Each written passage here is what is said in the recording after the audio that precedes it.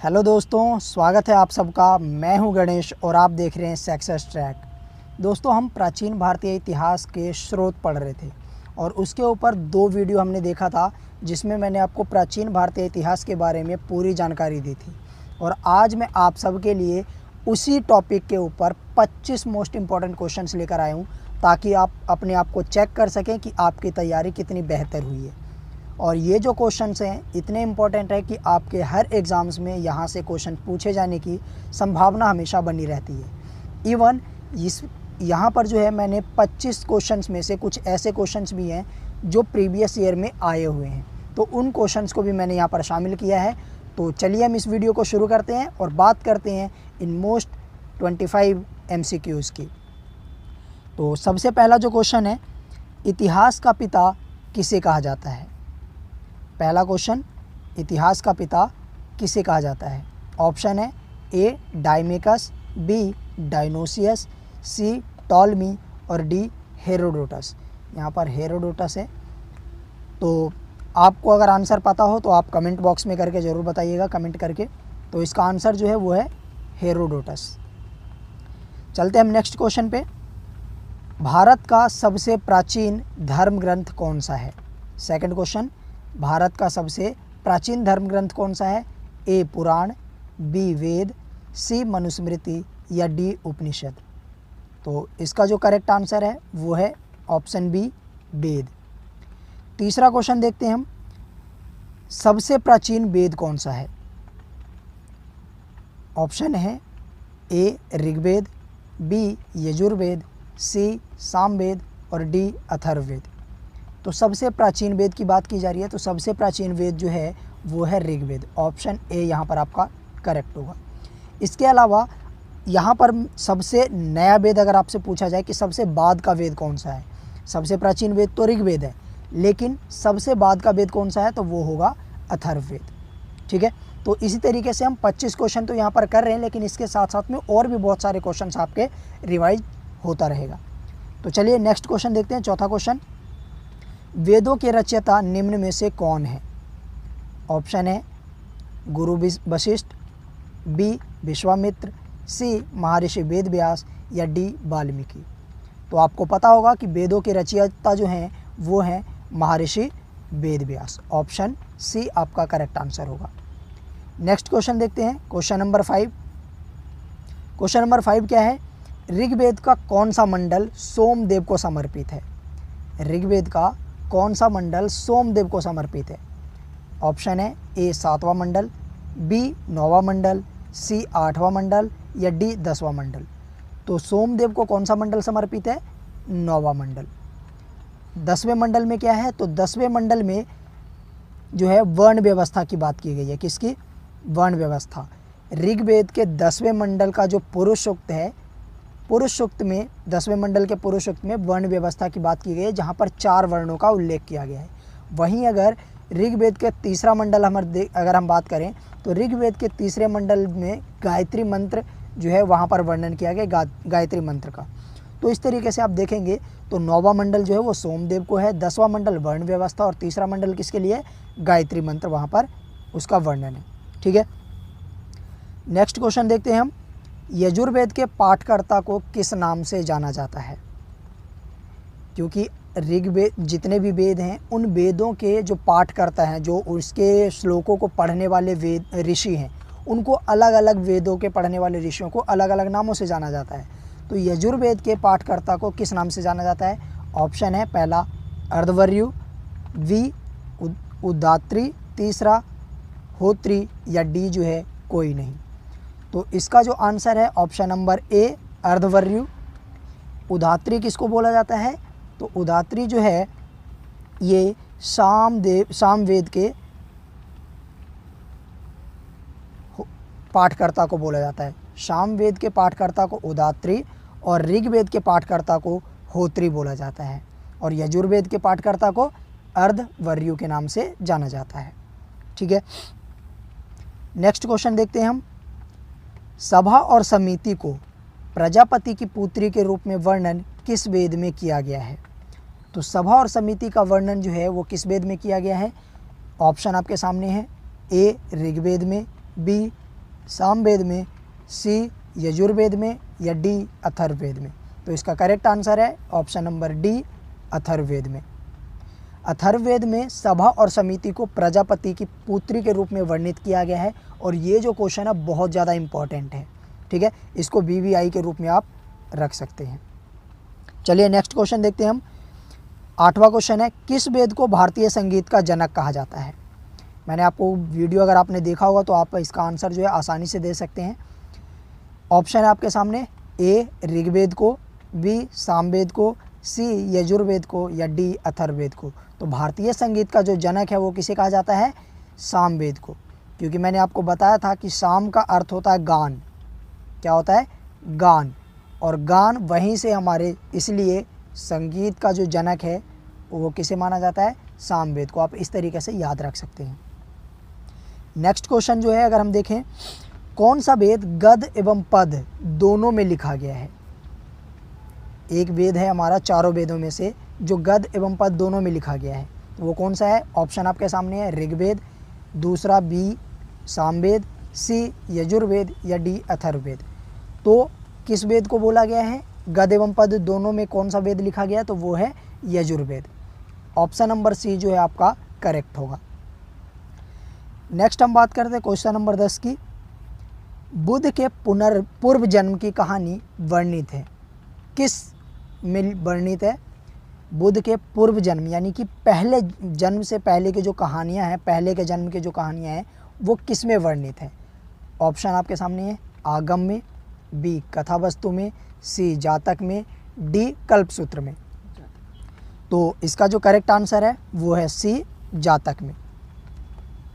Next question अगर हम देखें, किस ग्रंथ में महावीर के जीवन कृत्यों का वर्णन किया गया है? Option A Kalpasutra, B Bhagavati Sutra, C कथावस्तु या डी आगम। तो किस में किया गया है? भगवती सूत्र में। ऑप्शन नंबर बी जो होगा वो करेक्ट होगा। अब यहाँ पर देखिए, जैसे कि मैंने आपको बताया था, क्वेश्चन नंबर 12, प्रसिद्ध गायत्री मंत्र कहाँ से लिया गया है? ये आपका SSC 2012 का क्वेश्चन है। तो प्रसिद्ध गायत्री मंत्र कहाँ से लिया गया है? वो ऋग्वेद से लिया गया है। ऋग्वेद के कौन से मंडल से लिया गया है? तो तीसरे मंडल से लिया गया है, ठीक है। कौन से मंडल से?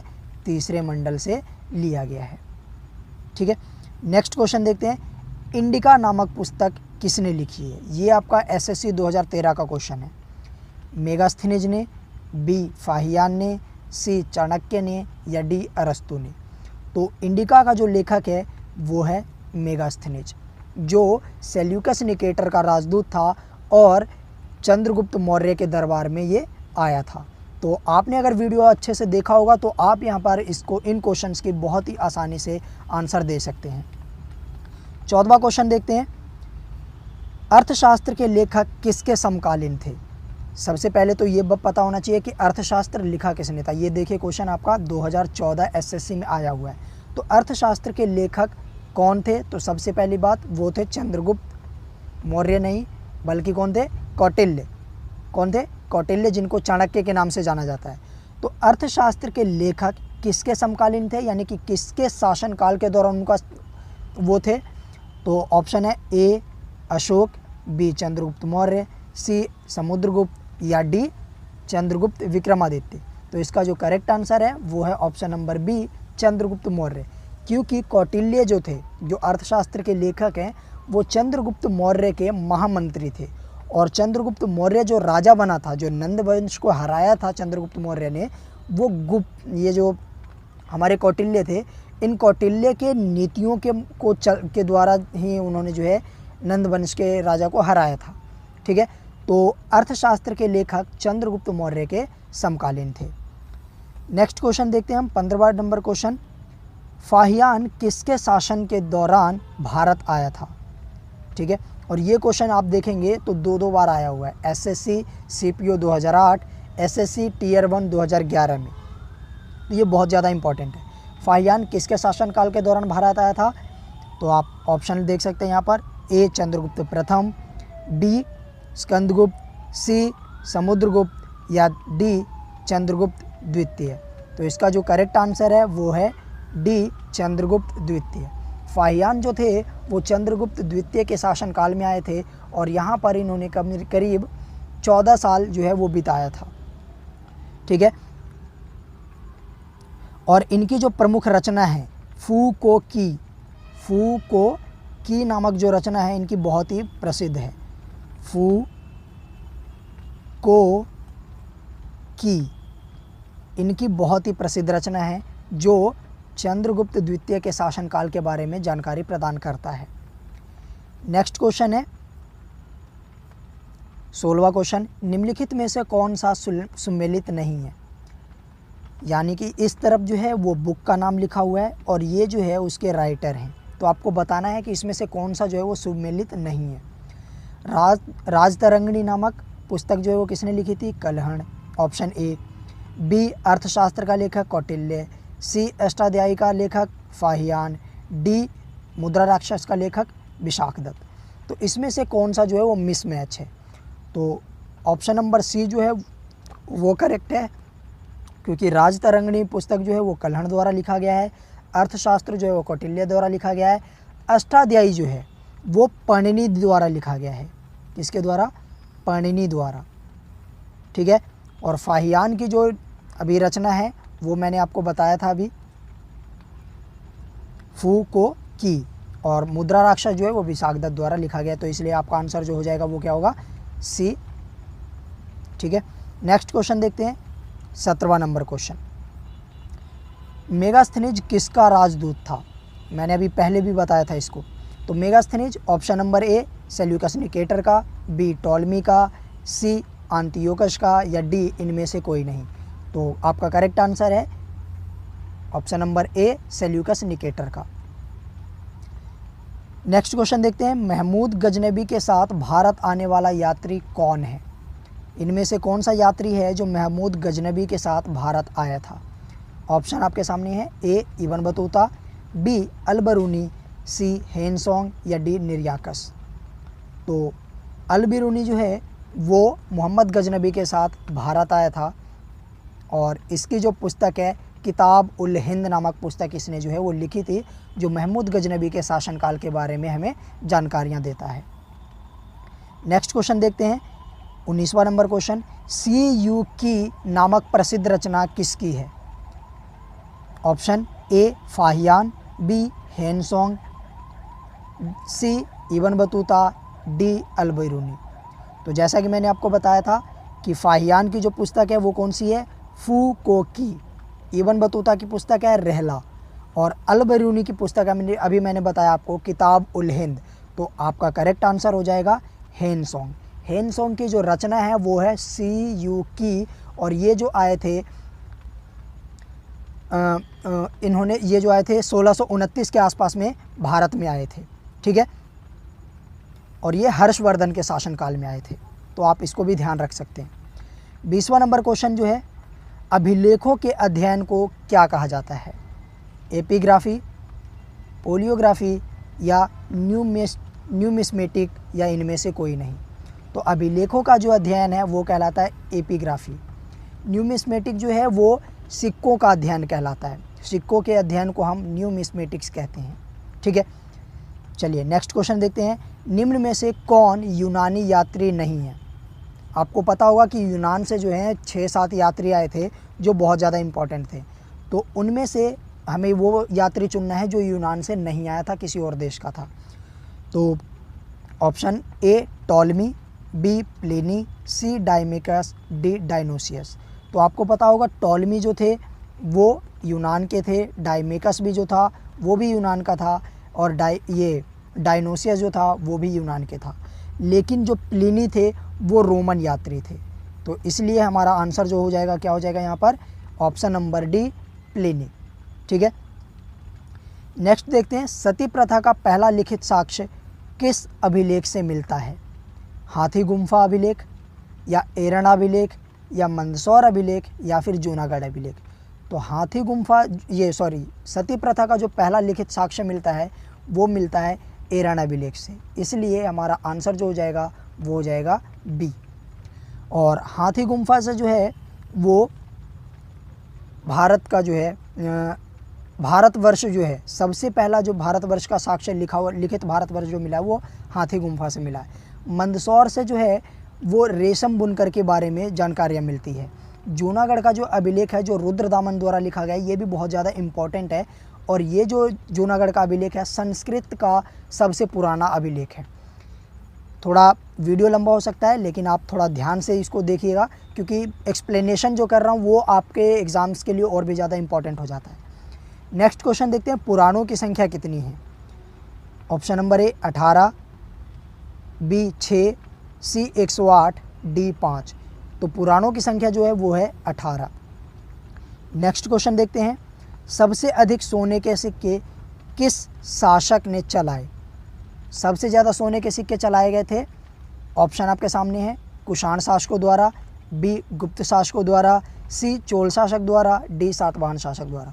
तो इसका करेक्ट आंसर जो है वो है गुप्त शासक, क्योंकि गुप्त शासकों द्वारा सबसे ज़्यादा सोने के सिक्के चलाए गए थे। ठीक है, नेक्स्ट और हमारा जो लास्ट क्वेश्चन है और ये बहुत ही ज़्यादा इम्पॉर्टेंट है, वो है स्त्री की सर्वाधिक गिरी हुई स्थिति का वर्णन कहाँ से प्राप्त होता है? जिसमें जुआ और शराब की भांति स्त्री को तीसरा मुख्य दोष पुरुष का बताया गया है। तो वो कौन सा है? तो कहाँ से मिलता है उसके बारे में हमें जानकारी, मत्स्य पुराण से, मनुस्मृति से, या मैत्रेयणी संहिता से, या फिर नारद स्मृति से। क्वेश्चन क्या है कि स्त्री की सर्वाधिक गिरी हुई स्थिति का वर्णन हमें कहाँ से प्राप्त होता है?